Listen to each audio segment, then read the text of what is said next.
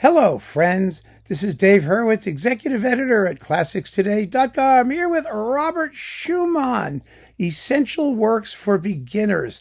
This is an easy list to go through, but we have to be a little bit cautious because Schumann is a composer who is so popular and in some respects so easy to listen to that we tend to take him for granted.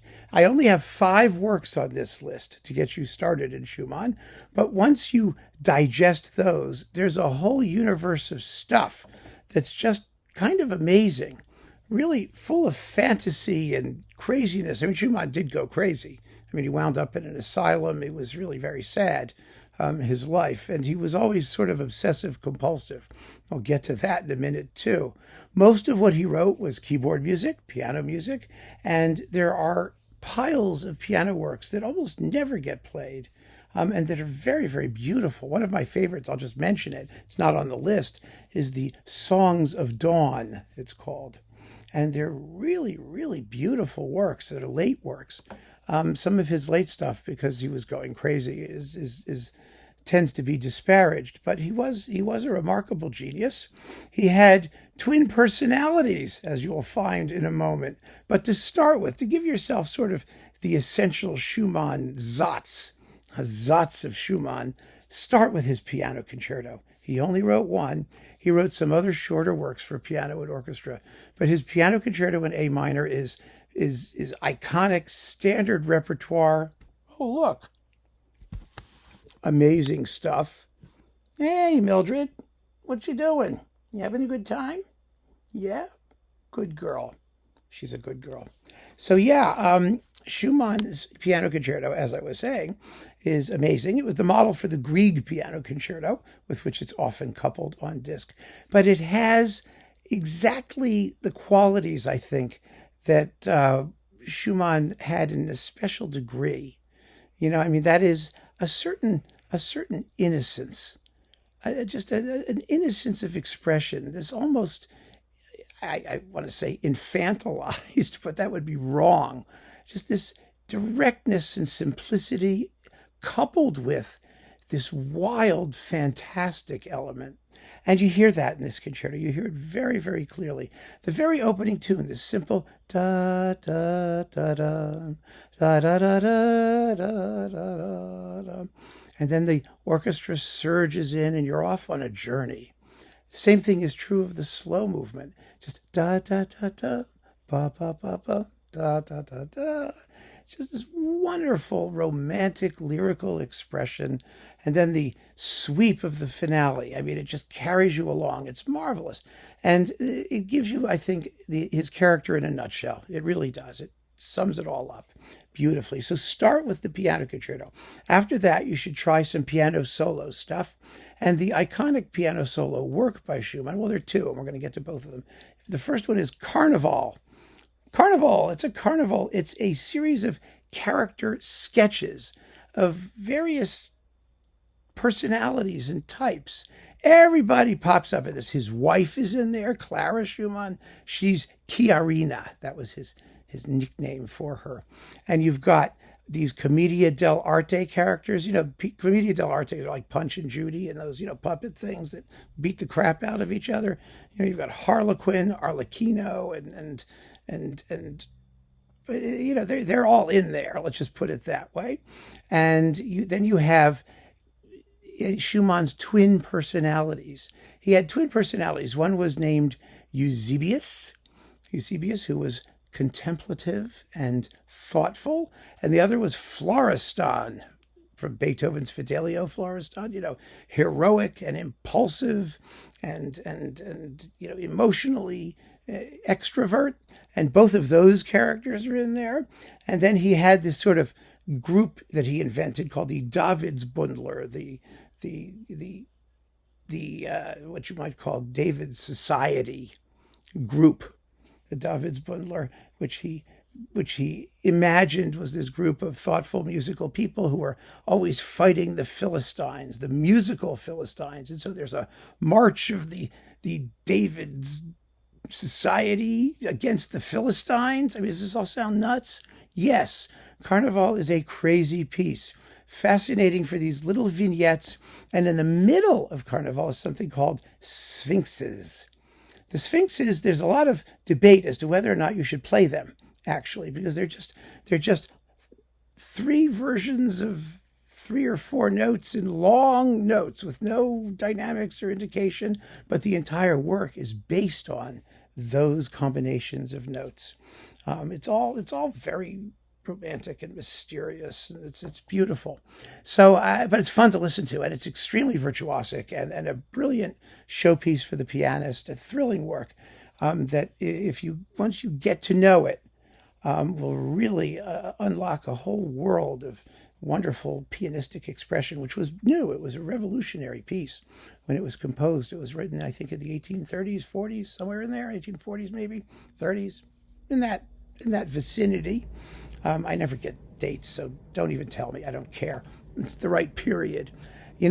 I never particularly cared for Carnival. I always thought it sounded like, well, disjointed and nutty. Well, it is disjointed and nutty.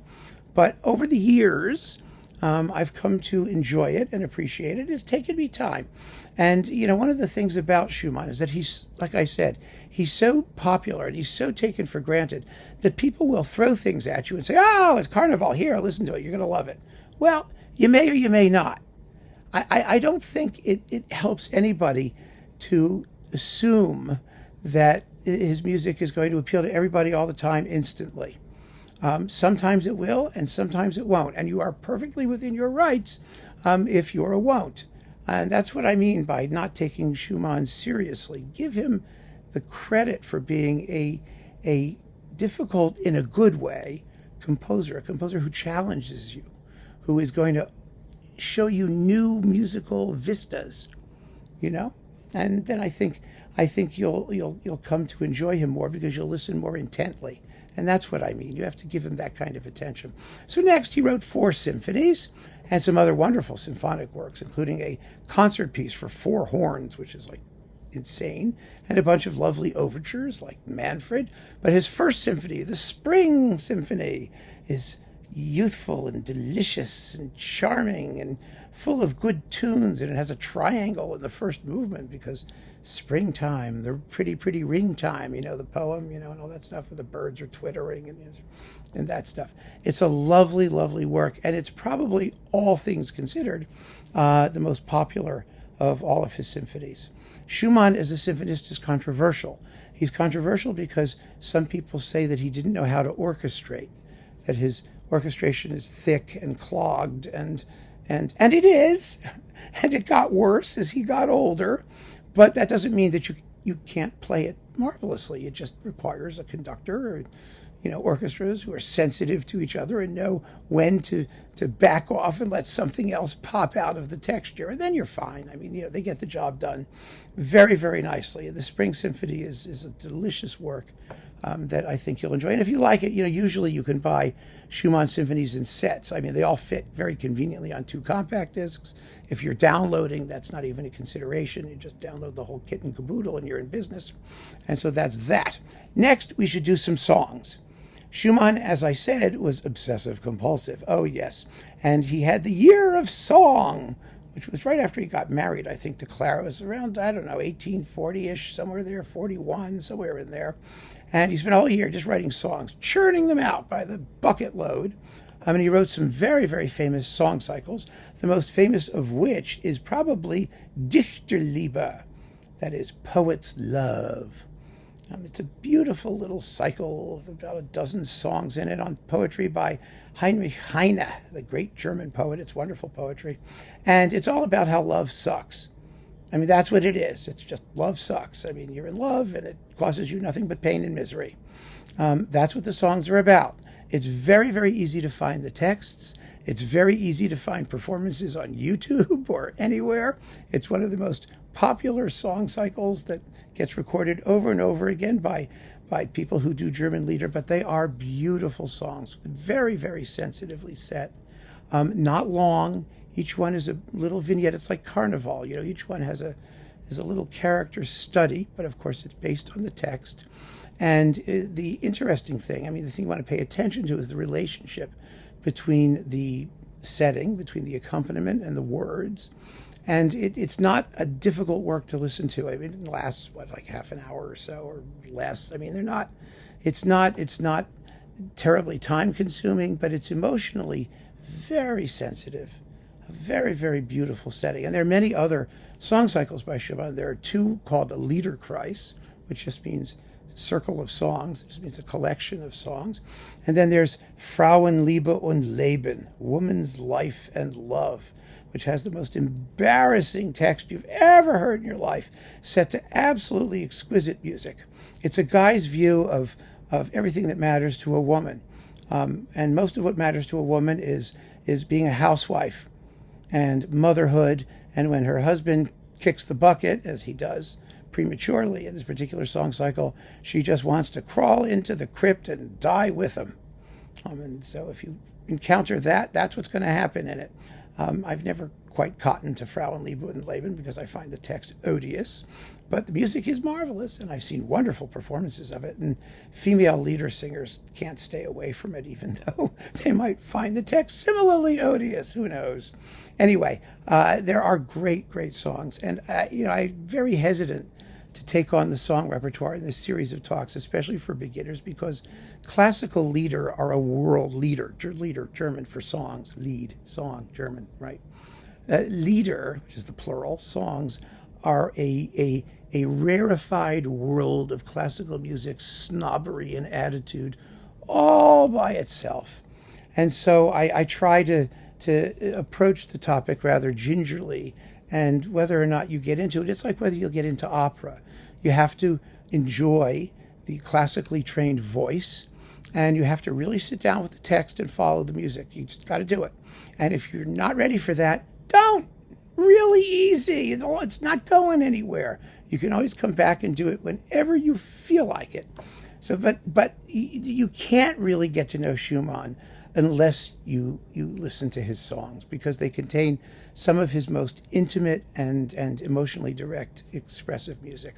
And Dichterliebe is really, really tops. So, you can just do that one and you'll be in really, really good shape.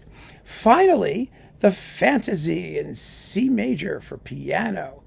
Now, this is quite different from Carnival. And the reason I leave it for last is because it's one of the absolute shattering masterpieces of romantic piano music. It's extraordinary. It's almost a sonata or a symphony. It's in 3 big movements. It lasts nearly half an hour.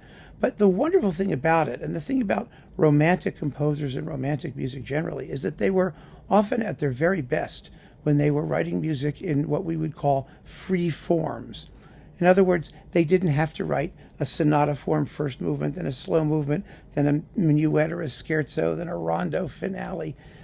Those kinds of forms, which were free forms in the classical period, in the romantic period became straitjackets for a lot of romantic composers. Their expression was lyrical, long-breathed, not necessarily dramatic. They weren't so much into working with motives and developmental things as they were in immediacy of emotional expression. And so they were better off, as often as not, when they were creating it as they went along, when they were finding individual forms for individual works. And the Fantasie in C major is the locus classicus for how that happens. Because Schumann did write some piano sonatas. He wrote, like I said, symphonies and sonata forms with standard sort of features. But there's a difference between those, which can be marvelous, and a piece where he has completely set his imagination free, which he does in Carnival and in small forms.